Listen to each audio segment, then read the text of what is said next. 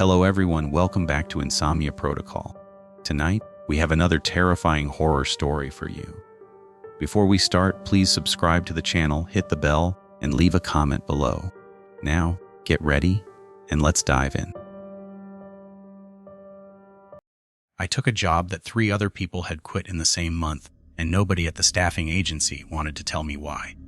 The listing just said overnight janitor, warehouse facility, pay $11 above minimum wage, immediate start. I called about it on a Tuesday afternoon, and the woman on the phone sounded relieved when I said yes, like she had been waiting for somebody to finally bite.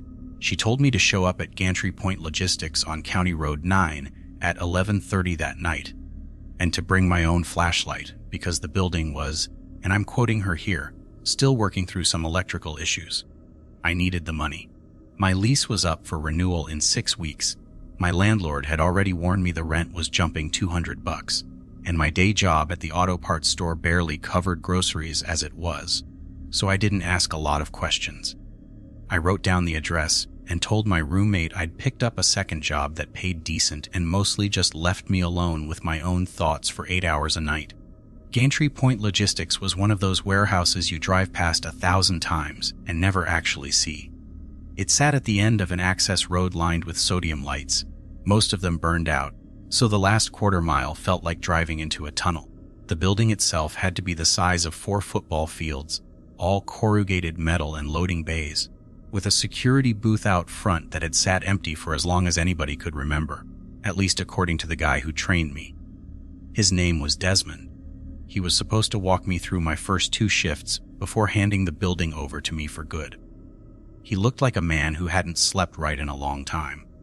Dark circles under his eyes, a nervous habit of checking his watch every couple of minutes, and a laugh that came out too quick whenever I asked him a normal question about the job.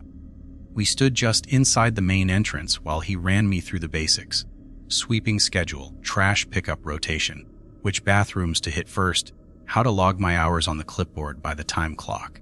Standard stuff.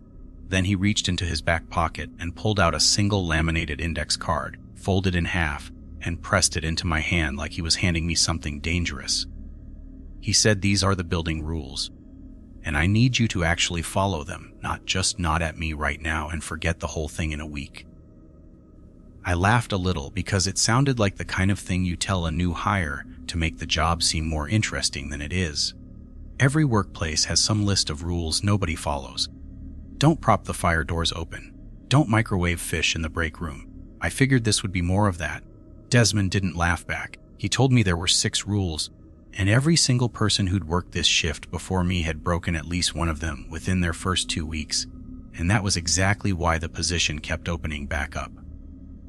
He said it in a flat voice, like a guy reciting something he'd said so many times it had stopped scaring him the way it used to. I unfolded the card. The handwriting was neat, almost too neat, like somebody had rewritten it over and over just to get it exactly right. Rule number 1.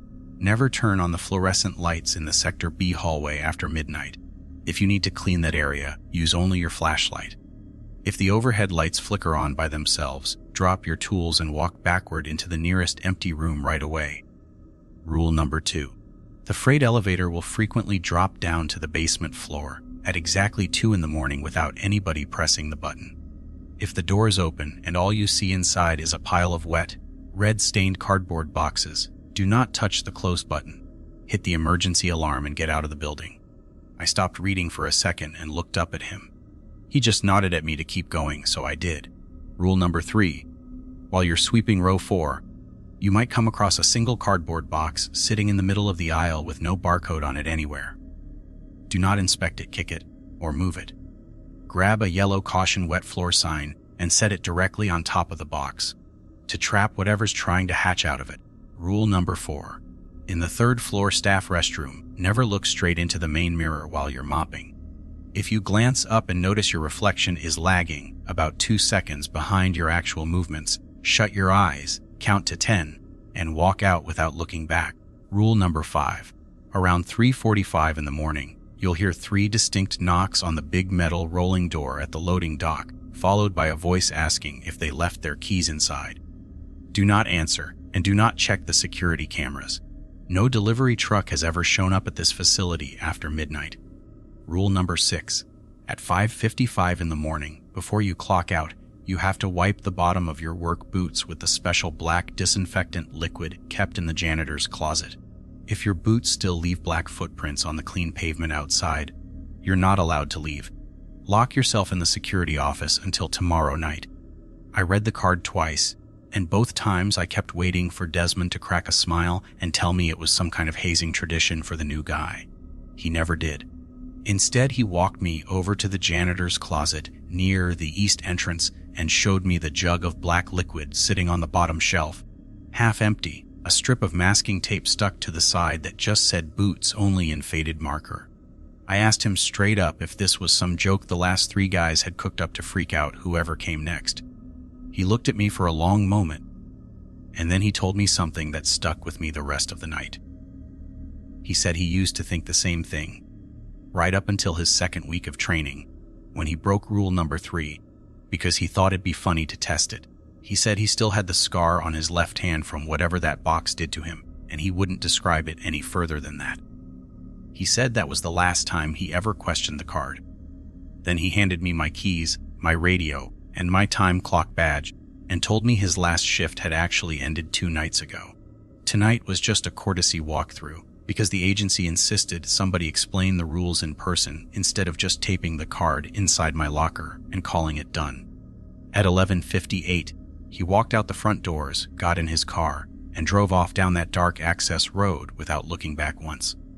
I stood there alone in the lobby of Gantry Point Logistics, holding a laminated index card with 6 rules written on it, and somewhere deep inside the building I heard the low mechanical hum of the freight elevator, starting to move on its own. The elevator sound stopped after about 10 seconds, and the lobby went quiet again, quiet, enough that I could hear the buzz of the vending machine against the far wall. I stood there holding that laminated card for a while, telling myself it was probably just an old building settling into itself, the kind of noise that happens in any structure this size once the daytime crew clears out. I put the card in my back pocket and got moving, because standing still in an empty warehouse at midnight does nothing for your nerves. My radio crackled once when I turned it on, just a burst of static, then nothing. I checked the frequency dial like Desmond had shown me, made sure it was set right, and clipped it to my belt. The supply closet was near the east entrance, so I started there, grabbing my cart, my mop, my broom, my flashlight, and a fresh roll of trash bags. The closet smelled like bleach and old rubber, and on the shelf above the mop bucket, I noticed a logbook thick, spiral-bound, the cover soft and curled from years of hands touching it. I flipped it open. The handwriting changed from page to page, different pens, different styles, some entries just a few words, others going on for half a page. Most of it was mundane. Swept row 2, mopped bathrooms, restocked paper towels. But scattered through the mundane stuff were other lines, shorter, written faster, like whoever wrote them wanted to get the words down and move on. Lights flickered in B again, stayed in break room till it stopped. Heard the knock at 3:45, did not answer, felt fine after. Boots came back clean tonight, thank God. I read through maybe 20 pages before I made myself stop, because it was almost midnight and I still had a whole building to get through. I grabbed my cart and pushed it out into the main floor. Gantry Point Logistics was laid out in a grid, aisles marked with hanging signs, row 1 through row 14, each one stacked 2 stories high with shelving racks, loaded down with pallets wrapped in plastic. The overhead lights in the main floor stayed on all night, which Desmond had told me was normal, standard warehouse policy for insurance reasons. It was only Sector B, the long connecting hallway between the main floor and the office wing, that was supposed to stay dark after midnight. I started my sweep in row 14, farthest from Sector B, working my way down. The work itself was easy enough, mindless even. Sweep a section, empty a trash can, wipe down a rail. I put my earbuds in and let a podcast run in one ear so the silence wouldn't get to me, keeping the other ear open in case my radio crackled. By row 9, I started noticing something I hadn't clocked before. Every few minutes, somewhere above me on the second level of shelving, I heard a soft thump, like a box shifting on its own. Warehouses shift and settle. Pallets slip. Plastic wrap loosens. I told myself that every single time it happened, and every single time, I still stopped what I was doing and looked up at the shelves until the thumping stopped. Around 1:30, I finished row 9 and moved toward row 4, and that's when I remembered rule number 3. I slowed down before I even turned into the aisle, my flashlight already up, sweeping it across the floor ahead of me before I committed to walking in. Row 4 was clear. No box, no missing barcode, nothing but the usual stacked pallets and a thin layer of dust along the base of the shelving. I felt a little stupid for how relieved I was. I swept the row anyway, slow and careful, my eyes flicking to the far end of the aisle every few seconds even though there was nothing there. When I finished, I pushed my cart out and kept moving down the line, and I didn't relax again until row 4 was well behind me. It was close to 2 a.m. when I remembered the elevator. The freight elevator sat at the intersection of the main floor, in a short corridor that led toward the loading dock. A big metal box with a rolling gate, instead of regular doors, the kind you see in old buildings that never got fully modernized. I wasn't anywhere near it. I was 3 rows over on the opposite side of the floor, but I still heard it start moving. That same low mechanical groan I'd heard from the lobby. I checked my watch. 1:58. I stood completely still and watched the seconds tick by on my phone, and at exactly 2 a.m, the groan stopped, followed by a heavy metallic thud, like the elevator car settling into place at the bottom of the shaft. I didn't walk over to check it.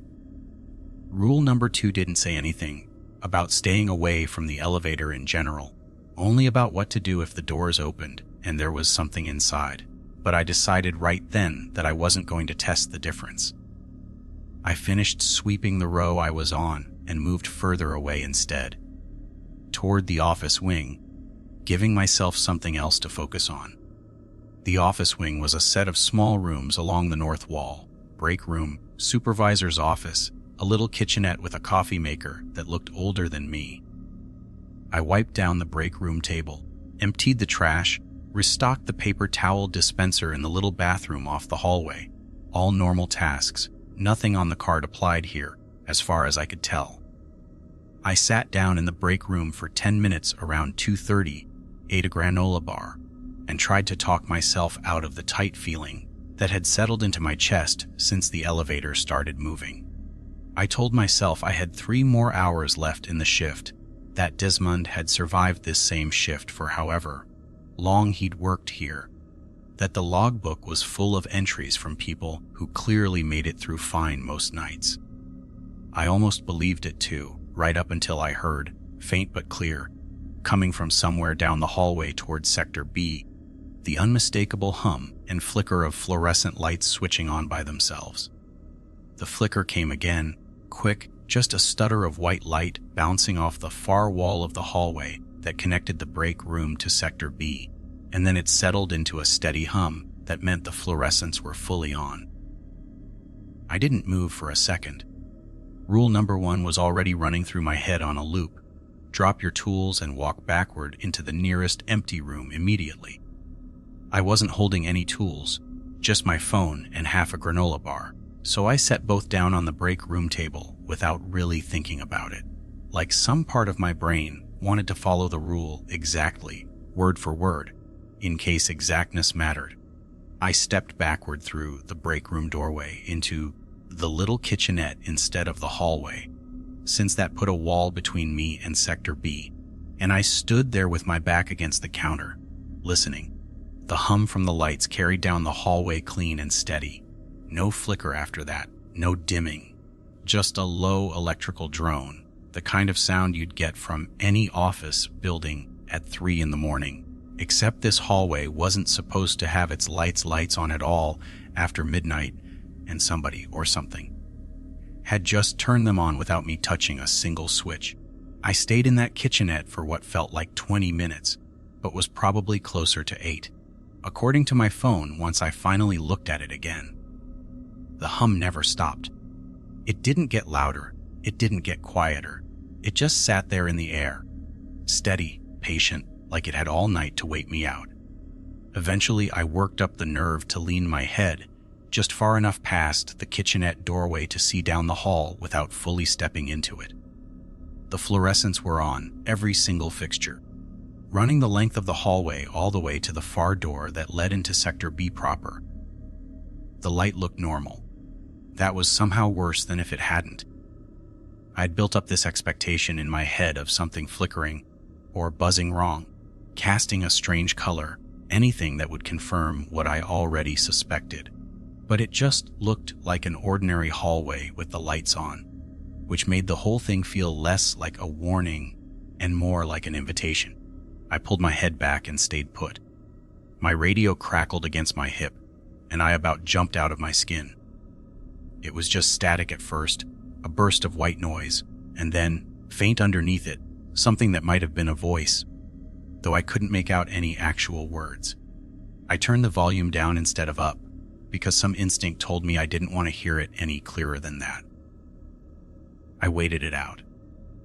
I want to be honest about how long that actually took, because in the moment it felt like an hour, but when I checked the timestamp on my phone against when I first noticed the lights, the whole thing lasted 11 minutes. 11 minutes of standing in a kitchenette listening to fluorescent lights hum in a hallway they weren't supposed to be lit in. Then, all at once, the hum cut out. No dimming, no flicker, just silence. The kind that rings in your ears a little after a loud sound stops. I counted to 60 in my head before I moved, and when I finally stepped back into the hallway, the lights were off. The hallway dark except for the wash of light spilling out from the break room behind me. I didn't go check Sector B. The rule didn't say anything about checking afterward, only about what to do while it was happening. But I wasn't about to go looking for reasons to test that. I grabbed my phone and my granola bar off the break room table, and I noticed my hand was shaking a little when I picked them up, which annoyed me more than it scared me at that point, because I needed steady hands to get through the rest of the shift. I went back to my cart and kept working, because that was the only thing I could think to do that felt like normal life. I cleaned the rest of the office wing, wiped down the supervisor's desk, straightened a stack of paperwork that had slid halfway off a filing cabinet, restocked the coffee station even though I doubted anybody would be making coffee before the day's shift arrived. It was almost 3:30 by the time I made my way back toward the main floor, and I decided to check the logbook again before I finished my rounds, because I wanted to see if anybody else had written about the lights turning on in Sector B the same way I'd just seen them. I found 3 entries about it, scattered across different pages, different handwriting each time. One just said lights on again in B, backed off, fine after. Another was longer, describing almost the exact same sequence I'd gone through. The hum, the wait, the silence, the person writing it clearly shaken, even through the short clipped sentences. The third entry was the shortest of all, just 4 words, still don't know why. I sat with that logbook open in my lap for a minute, feeling less alone in it, which helped, even though it didn't actually explain anything. I still had almost 2 hours left in my shift. I thought about the knocking that was supposed to start around 3:45, and I checked the time again, 3:36, which meant I had about 9 minutes before I'd find out if rule number 5 was as real as the other rules had already turned out to be. I decided to be somewhere close to the office wing when it happened instead of near the loading dock, figuring that distance, even a little of it, couldn't hurt. I finished up the last of my paperwork straightening, closed the logbook, and sat down at the break room table to wait. My radio turned low, my flashlight resting within reach, watching the clock tick toward 3:45 with a kind of dread that felt almost familiar by now, like my body had already decided to expect the worst and was just waiting for my mind to catch up. 3:43 came and went with nothing but the ordinary hum of the building settling around me. The kind of quiet that makes you second guess whether you're even counting the minutes right. Then, at what my phone told me was 3:45 exactly, I heard it. 3 knocks, evenly spaced, heavy enough to carry all the way from the loading dock through the main floor and down the hallway to where I sat in the break room. Metal on metal, the kind of sound a fist makes against a rolling steel door, deliberate, not rushed, like whoever was doing it wanted to be heard clearly and didn't care how long it took. I froze with my hand halfway to my coffee cup. A few seconds later, a voice followed, muffled by distance and by the thick metal of the door itself, but still clear enough to make out the words. Did we leave our keys inside? It wasn't a question shouted in panic or confusion. It was almost casual, the kind of tone somebody uses when they're mildly annoyed at themselves for forgetting something small. That casualness made it worse somehow. It sounded so normal that every instinct in me wanted to get up, walk over, and just answer it. Tell whoever it was that no truck had come through tonight, that they must have the wrong building. I didn't move. The card in my back pocket had been very clear about this one. Do not answer. Do not check the cameras. I kept both hands flat on the break room table and made myself focus on the surface of the wood instead of the sound, counting the grain lines like that would somehow drown it out. 3 more knocks came, a minute or two later, same rhythm, same weight, and the voice again, closer this time. Or maybe it just felt closer because I was listening harder. I left my keys in the office. I think, can somebody let me in? I thought about the security monitors mounted behind the desk near the front entrance. Black and white feeds cycling through different angles of the building, including one I knew was pointed straight at the loading dock. Rule number 5 said not to check them. And up until that exact moment, I hadn't understood why that particular instruction existed. You'd think knowing what's on the other side of a locked door would make a person feel safer, not less safe. But sitting there in the break room, I realized the real fear wasn't about what I'd see on the monitor. It was about what might happen if I looked, and there was nothing there at all. No truck, no driver, just an empty loading dock lit up under the security lights while that voice kept talking through a door that clearly had somebody, or something, standing right in front of it. I kept my eyes on the table. The knocking came a third time, and this time there was a pause afterward, long enough that I started to think maybe it was over, and then the voice spoke one more time, quieter, almost thoughtful. I know somebody's in there. I didn't answer. I didn't move for what felt like 10 more minutes, though my phone later told me it was closer to 4. When I finally looked up, the building had gone back to its ordinary quiet. No more knocking, no more voice, just the low mechanical breathing of the vac system somewhere overhead.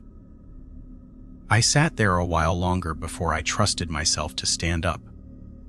My legs felt stiff, like I'd been gripping the floor with my feet the entire time without realizing it. I checked my phone. 4:11 in the morning. I had less than 2 hours left in the shift, and after everything that had already happened, that felt like both nothing and forever at the same time. I decided to finish my rounds instead of sitting still, because staying in one spot made every small sound in the building feel louder than it probably was. I pushed my cart back out onto the main floor and worked through the last few rows I hadn't gotten to yet, keeping my movements steady. My flashlight aimed a few feet ahead of me at all times. I avoided the loading dock corridor completely. I told myself it was because I'd already finished sweeping that section earlier in the shift, which was true, but it wasn't the real reason and I knew it. Around 4:40, I made my way up to the 3rd floor to handle the last bathroom on my list, the one with the mirror rule attached to it. I stood outside the restroom door for a second longer than I needed to, running through the instruction in my head one more time before I went in. Never look directly into the main mirror while mopping, and if the reflection lags, close your eyes, count to 10, exit without looking back.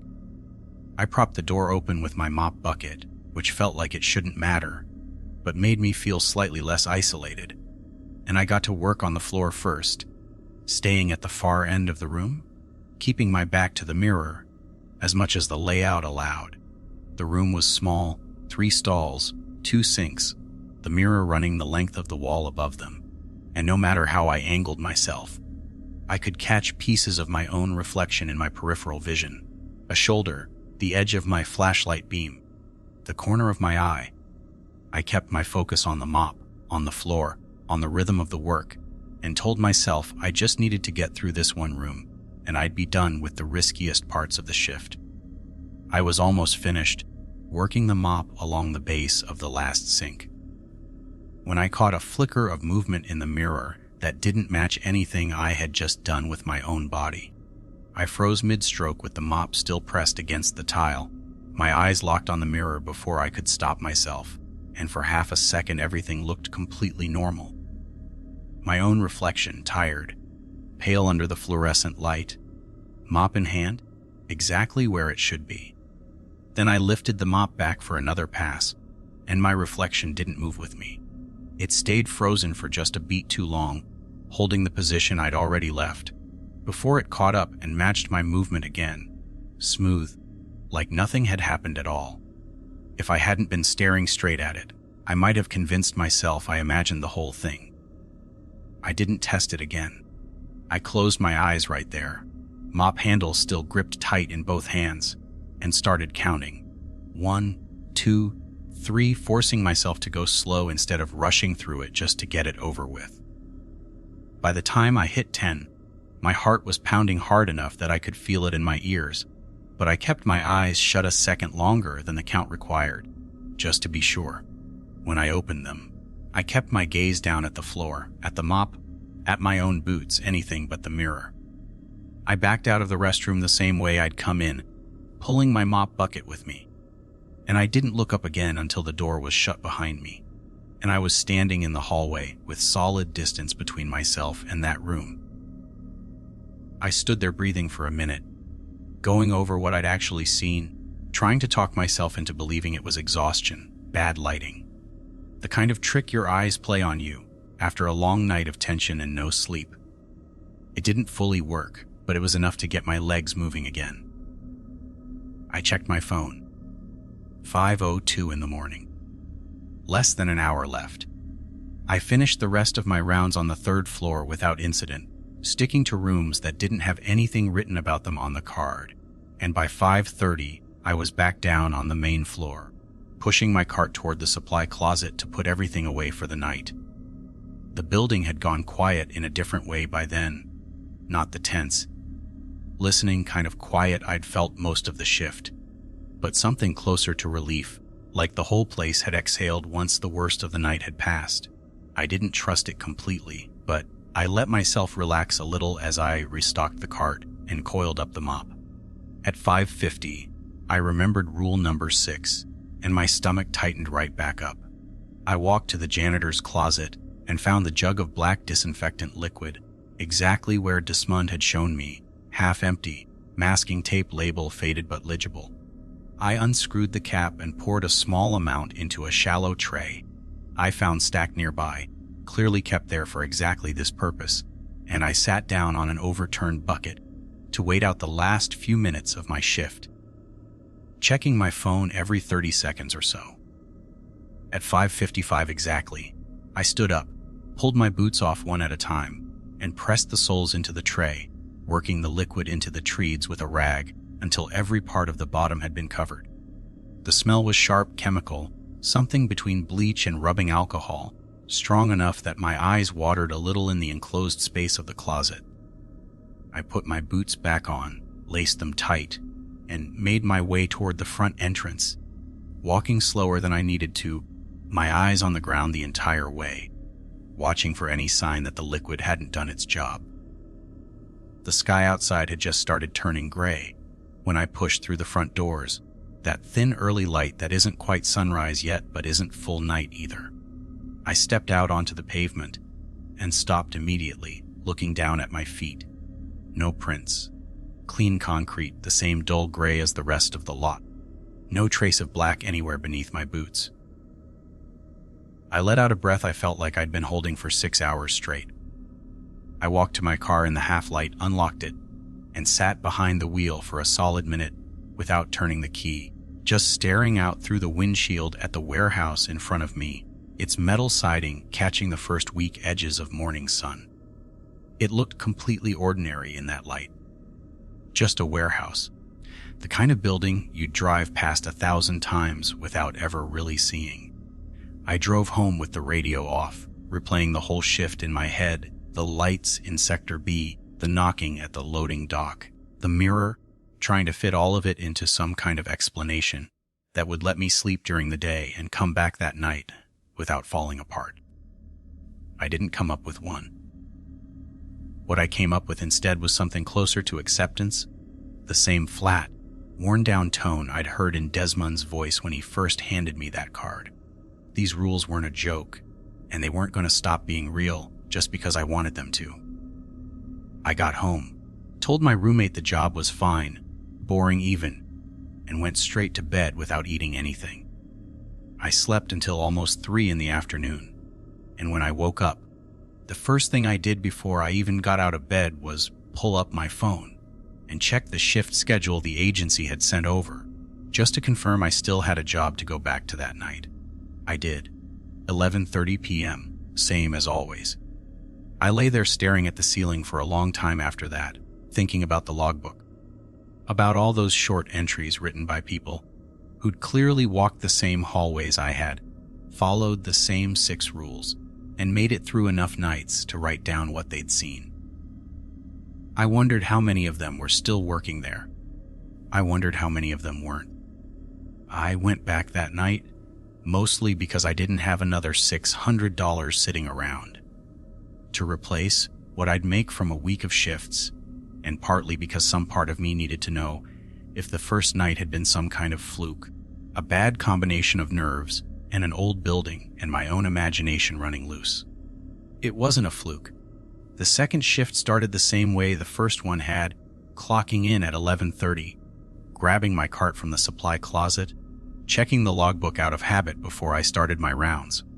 I added my own entry from the night before, short, plain, matching the tone everybody else had used. Lights on in B, waited it out. Heard the knocking, did not answer. Mirror lagged. Closed my eyes, counted to 10. Boots came back clean. Writing it down made it feel smaller somehow, like putting it on paper took some of the weight off my own head and passed it along to the page instead. The first 2 hours passed without much happening. I swept through the aisles I hadn't fully covered the night before, restocked a few supply carts, took care of a spill near the loading dock that had nothing supernatural about it at all, just a leaking pallet of something that smelled faintly like antifreeze. It felt almost normal, almost like a regular job, and I let myself believe for a little while that maybe the worst of it really was just those 6 specific triggers. Contained, predictable, survivable as long as I followed the card. That belief lasted until I turned into row 4, a little after 1 in the morning, and found a box sitting in the middle of the aisle. It wasn't stacked on a shelf or resting on a pallet. It sat directly on the concrete floor, dead center of the aisle, plain brown cardboard. No barcode sticker anywhere on its surface, no shipping label, nothing to explain why it was there or where it had come from. The flaps on top were folded shut, but not taped, and even from several feet away, I could see the cardboard along one corner looked slightly darker than the rest, damp, though nothing around it on the floor showed any sign of a spill. I stopped my cart at the entrance to the aisle and just looked at it for a while. Rule number 3 didn't ask me to understand it, just to act on it. Do not inspect it, kick it, or move it. Grab a caution sign and set it directly on top. I left my cart where it was and walked to the nearest intersection, where a yellow wet floor sign stood folded up against a support column, the kind every warehouse keeps scattered around in case of spills. I carried it back to row 4, unfolded it, and approached the box slowly, my eyes flicking between the box itself and the shelving on either side of me, half expecting something to move. Nothing did. I set the sign down over the box as gently as I could manage, positioning it so the base covered as much of the box as possible without me having to touch the cardboard directly. The moment the sign settled into place, I heard a soft sound come from underneath it, brief, wet, almost like a held breath being let out slowly. I didn't wait around to hear anything else. I grabbed my cart and pushed it out of the aisle at a pace just short of running, and I didn't look back until I'd put a full 3 rows of distance between myself and row 4. I finished the rest of my sweep on the opposite side of the building, working faster than I needed to. My ears tuned for any sound that might carry from that direction. Nothing came. No more thumping, no shifting, no sound at all from that part of the warehouse for the rest of the night. Around 2:30, on my way toward the office wing, I passed the supply closet again and noticed the logbook sitting open on the shelf, exactly where I'd left it after writing my own entry earlier. I flipped back through older pages while I took my break, looking specifically for other mentions of the box, curious whether it showed up on a regular schedule or seemed to appear at random. I found 6 or 7 entries describing it across different months, different handwriting each time, and every single one described the same reaction, the same sound after the sign went down. One entry, though, stood apart from the rest. It was dated almost a year earlier, and instead of the usual short clipped sentence, it went on for most of a page. The box was gone in the morning when I came back to grab the sign. Just the sign, folded flat on the concrete like something had been sitting on top of it and pressed it down. No box anywhere. I asked the day shift supervisor if maintenance came through overnight and moved it, and he looked at me like I'd asked him something insane. Told me nobody comes in that early. Told me to stop asking about row 4.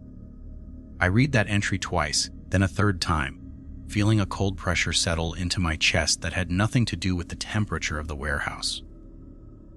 I closed the logbook, set it back on the shelf, and finished the rest of my shift without going anywhere near row 4 again, not even when my rounds technically required it. I skipped that section entirely and made a note in my head to deal with the consequences of an incomplete sweep later, because whatever consequences the day shift might hand me felt small compared to walking back down that aisle to check if the sign was still flat against the floor or crushed down, like something underneath had finally finished what it was trying to do. The rest of the shift crawled by.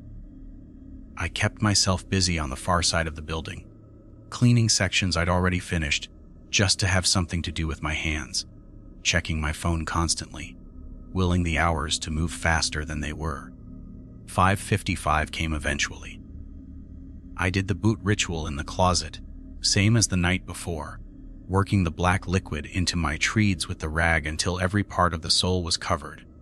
And when I stepped outside into the gray early light, my boots left nothing behind on the concrete. I sat in my car again before driving off, but this time I didn't just stare at the building. I looked specifically toward row 4, or at least toward the section of exterior wall that I figured lined up with it on the inside, as if I'd be able to see something through solid metal siding. I couldn't, obviously. I drove home anyway with that unfinished sweep sitting in the back of my mind like a splinter I hadn't dealt with. I didn't sleep well that day. I kept waking up every couple of hours, checking the time, then forcing myself back down onto the pillow. And by early afternoon, I gave up on rest completely and got up to make coffee instead. My roommate asked how the new job was going, and I told him it was fine, quiet, easy money, which was technically true on paper, even if none of it captured what the last 2 nights had actually felt like. He didn't push for details, and I didn't offer any, mostly because I still hadn't figured out how I'd even begin explaining it in a way that didn't sound insane. I spent the rest of the afternoon doing something I probably should have done before I ever took the job in the first place. I sat down with my laptop and searched for anything I could find about Gantry Point Logistics, the building itself, its history, any news articles, anything. Most of what came up was unremarkable. A handful of local business directory listings, a few logistics industry press releases about the company that owned the facility expanding operations a decade earlier, nothing that hinted at anything unusual. I almost gave up after 20 minutes of nothing useful. Then I found a short article from a regional paper, almost 8 years old, buried on the 3rd page of search results, because the site it came from had clearly been redesigned since then and half the formatting was broken. The headline was simple: Warehouse worker reported missing, investigation ongoing. The article was short, barely more than a few paragraphs, the kind of local news piece that gets written fast and never properly followed up on. It named a night shift employee at Gantry Point Logistics who had failed to show up for his scheduled shift and hadn't been seen since. His car had still been parked in the employee lot. The article quoted a company spokesperson saying the facility was cooperating fully with authorities and had no further comment at this time. I searched for a follow-up article and found one, shorter than the first, dated about 6 weeks later. It said the investigation had been closed without any new information, and that the employee's family had requested privacy going forward. No explanation given for how a car could sit in an employee parking lot for 6 weeks without anybody figuring out what happened to the person who drove it there. I searched the man's name directly after that, and didn't find much beyond an old social media profile that hadn't been updated in years, family photos, a couple posts about sports teams, nothing that told me anything about what he might have experienced on shift. No obituary, no further news coverage, just a name that existed online right up until a certain point and then stopped. I sat with my laptop open for a long time after that, thinking about the logbook, about all those short clipped entries describing the same 6 things over and over, night after night, written by people who clearly understood the rules well enough to survive them. I wondered if this missing employee was one of the earlier names in that logbook, whether his handwriting was somewhere in those pages, some entry I'd already flipped past without realizing what I was looking at. I thought about calling the staffing agency and asking directly, but I couldn't come up with a version of that question that wouldn't get me either laughed off the phone or immediately fired for asking about something I clearly wasn't supposed to know.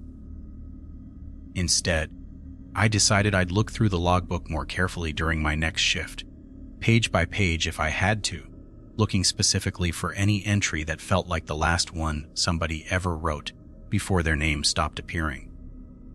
By early evening, my nerves had settled into something less like fear and more like grim determination.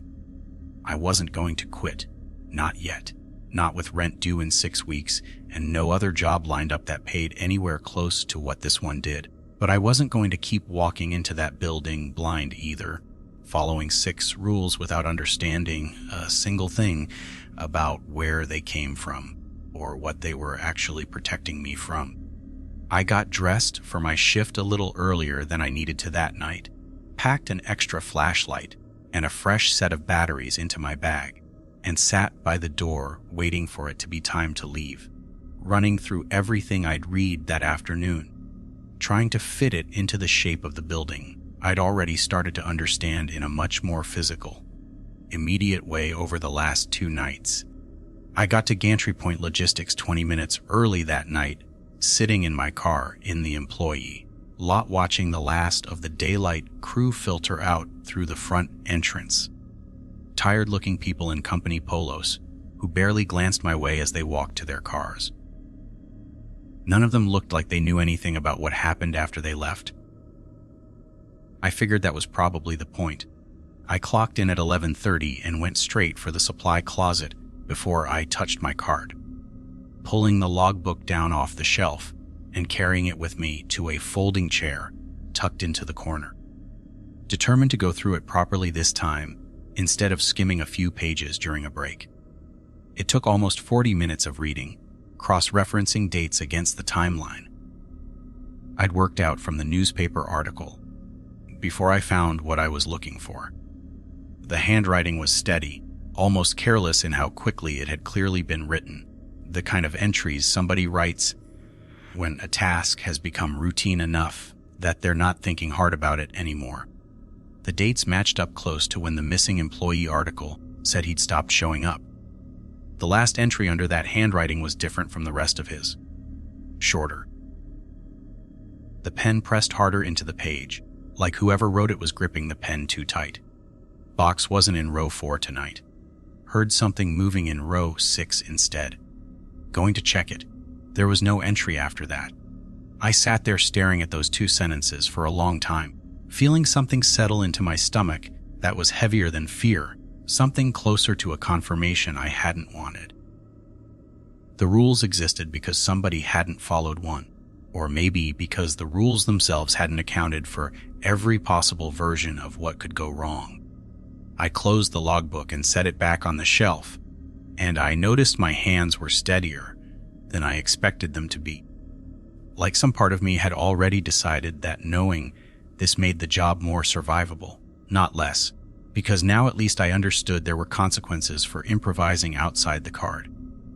I pushed my cart out onto the main floor and started my rounds, keeping my pace steady, my flashlight beam sweeping ahead of me the same way it had the last 2 nights. I avoided row 6 without really deciding to, just letting my feet carry me down other aisles first, telling myself I'd get to it eventually later, once I'd built up a little more nerve. Around 1:45, I finished sweeping the section near the loading dock and started making my way back toward the main intersection where the freight elevator sat, and that's when I heard it start moving again, right on schedule, that same low mechanical groan working its way down through the shaft. I checked my phone out of habit. 1:58. This time, instead of walking away from it like I had the first night, I found myself drifting closer, not directly toward it, but along a path that kept it in view, curiosity fighting against every instinct telling me to keep my distance. I stopped about 4 aisles back, far enough that I told myself I wasn't technically breaking any rule, close enough that I had a clear line of sight to the elevator gate. At exactly 2 in the morning, the groaning stopped, followed by that same heavy metallic thud I remembered from before. The gate didn't open right away. It sat there closed for almost a full minute, long enough that I started to relax slightly, telling myself maybe tonight it would just stay shut. Maybe not every trigger happened every single night. Then the gate rattled and slid open on its own. From where I stood, I couldn't see all the way inside the car. Just a narrow wedge of the interior visible through the gap between 2 shelving units. What I could see was a dark shape pressed against the back wall of the elevator, low to the ground, roughly the size and shape of a stacked pile of boxes, though the lighting inside the car was dim enough that I couldn't make out any real detail beyond its general outline. I didn't move any closer. Rule number 2 only applied once the doors opened and revealed what was inside, and I already knew enough about that pile from the description on the card to understand I didn't need a better look to know what I was seeing. I backed away instead, slow and quiet, keeping my eyes on the gap in the shelving until I'd put enough distance between myself and the intersection that I couldn't see the elevator at all anymore. I didn't hear the gate close. I don't know if it ever did, or if it just sat open until whatever process governed all of this decided to reset it before the next person's shift. I finished the rest of my rounds, giving that entire quadrant of the building a wide berth. And by the time 4 in the morning rolled around, I found myself back near the office wing, waiting out the loading dock, knocking the same way I had the first night, sitting at the break room table, with my hands flat against the wood, listening to 3 knocks and a voice asking about keys that were never actually left behind by anybody real. I didn't check row 6 that night either. I told myself there was no rule requiring me to, which was true, but I also knew that wasn't really why I stayed away from it.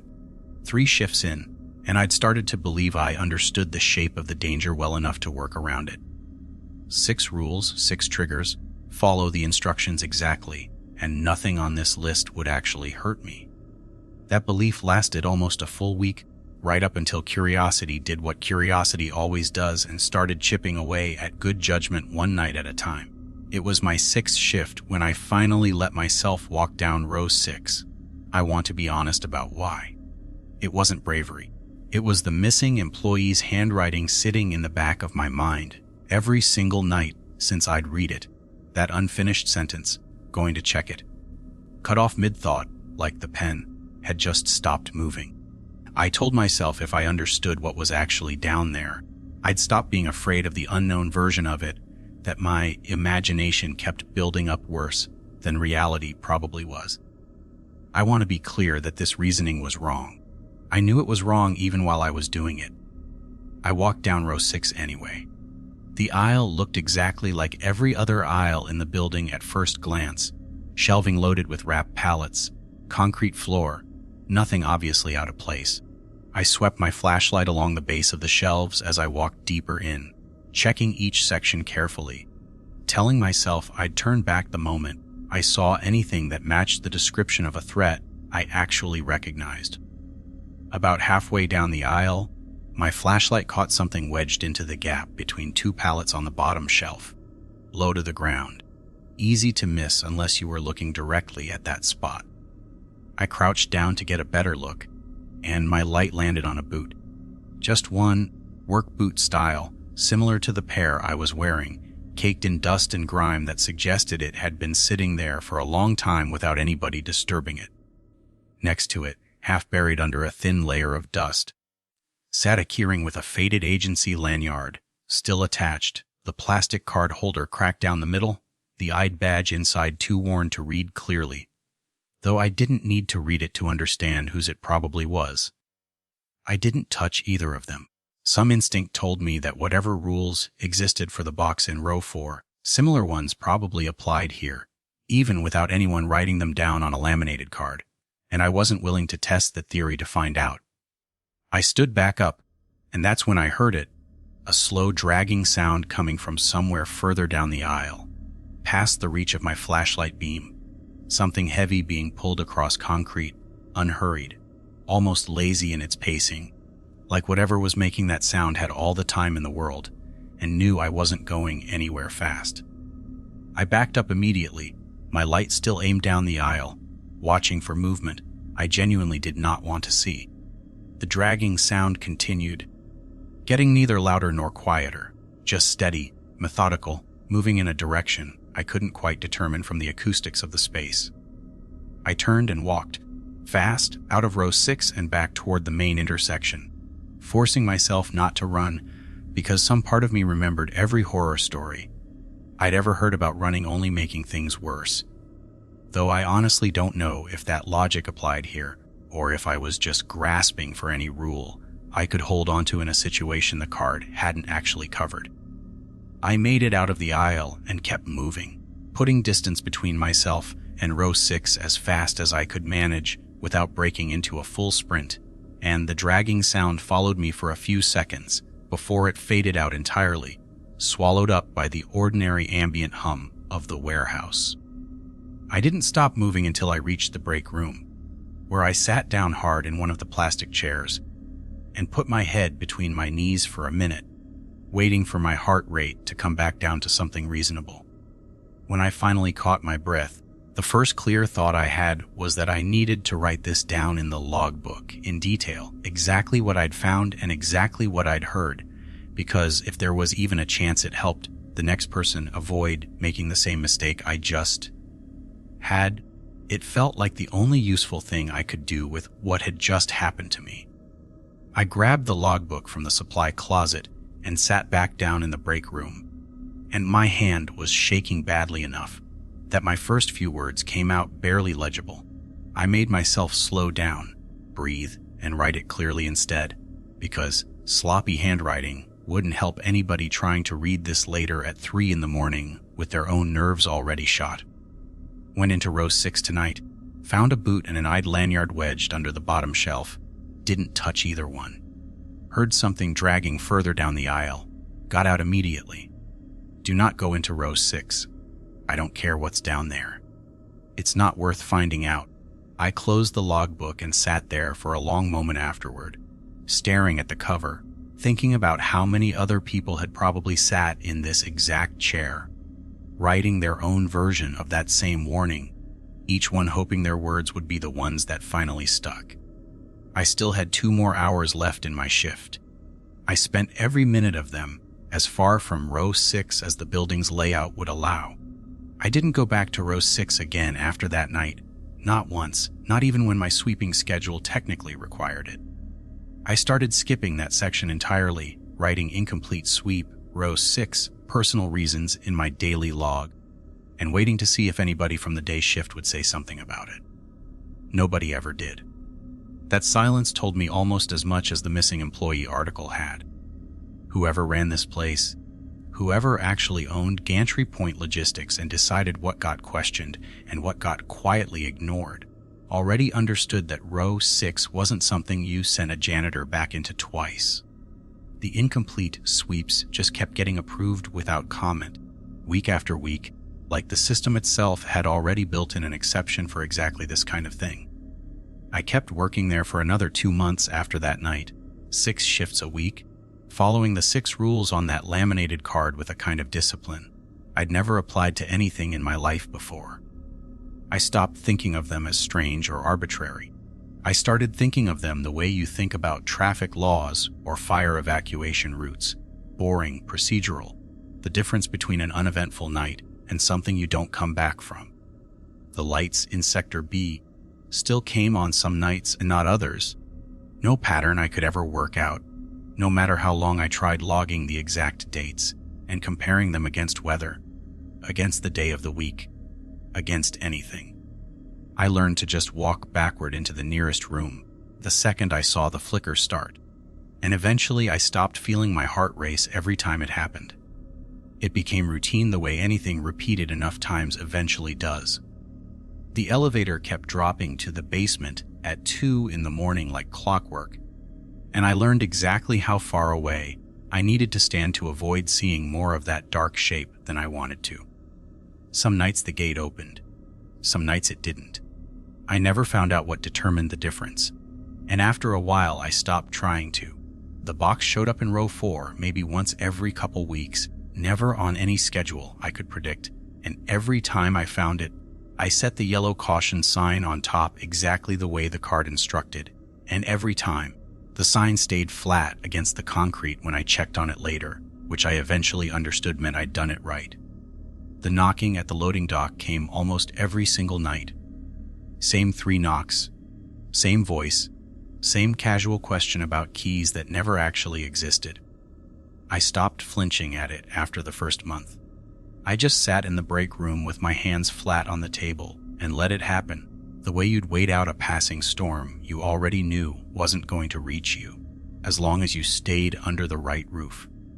The mirror on the 3rd floor lagged behind my reflection, maybe 1 night out of every 10, and I learned to do that entire bathroom without ever looking directly at the glass, working by feel and peripheral vision, closing my eyes and counting to 10 on instinct, now instead of conscious decision. The same way you'd flinch away from a hot stove without needing to think through the reasoning first. And every single night, at 5:55, I cleaned my boots in that shallow tray of black disinfectant, and every single morning, I walked out onto clean pavement with nothing left behind on the concrete beneath my feet. I thought about quitting more than once, especially on the nights when the fear hadn't fully worn down into routine yet. When something new happened that the card hadn't quite prepared me for, a sound I couldn't place, a shift in the air that made the hair on my arms stand up for no reason I could point to. But the money was good, better than anything else I could find with my experience, and somewhere along the way I realized I'd started to understand this building better than I understood most things in my actual life outside of it. I never did find out what happened to the man whose boot and lanyard were sitting under that shelf in row 6. I never found out his name beyond what little I'd pieced together from an old news article and a handwriting sample in a logbook. I thought about him sometimes during quiet stretches of my shift, wondering if he'd been like me, somebody who needed the paycheck more than he needed answers, somebody who followed the rules faithfully right up until curiosity finally won out over caution for just 1 night too many. I added my own entries to that logbook almost every shift by the end, short and clipped like everybody else's had been, plain descriptions of what happened and what I did about it. No interpretation, no theories, just facts laid down for whoever came after me to read. I figured that was the only real inheritance any of us left behind in that building, a shared record of survival, passed hand to hand, page to page, warning the next person without ever quite explaining why the warning existed in the first place. I still work there. I'm writing this down now during a break, sitting in that same folding chair in the supply closet, the logbook open beside me, 6 rules memorized so completely I could recite them in my sleep if anybody ever asked me to. I don't know what's actually down in that basement the elevator visits every night. I don't know what hatches out of the boxes in row 4. If nobody ever gets the sign down in time, I don't know what dragged itself through row 6 left the one night I was foolish enough to go looking for it. And I've made my peace with never finding out, because some questions in this building aren't meant to be answered, only survived. The building is still standing out there right now, past the last streetlight on County Road 9. Its metal siding catching whatever light happens to be left in the sky, waiting for its next shift to begin the same way it has for longer than any of us who've worked there probably know.